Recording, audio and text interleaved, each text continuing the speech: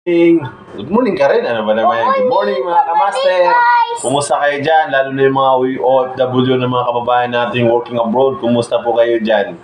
So, naisipan namin ni Little Master, bago kami mag-vlog, i-practice muna namin. Practicein muna natin. Paano bang gawin natin?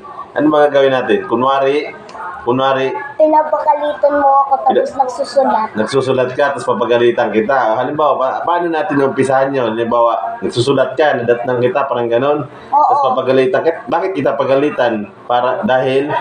Kasi, di ba makulit ako doon sa classroom? Oo. Uwari na sa classroom ako kasi nagsusulat ako. Tapos, sabi ko,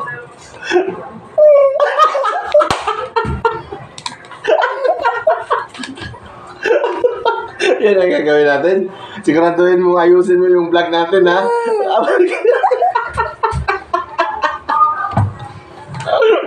Kasi makulit ka.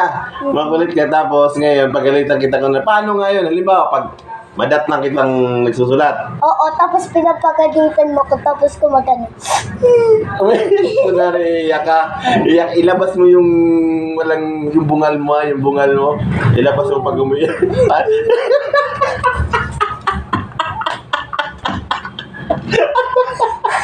Ano, umpisa na natin?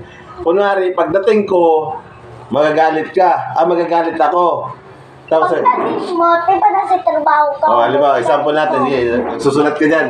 Magsusulat ka, pagdating ko. Sige, halimbawa, nagsusulat ka. Huwag mo muna. Nagtapon ko na. Sige, nagsusulat ka. Halimbawa, pagdating ko, Brent, ano na naman yung ginagawa mo?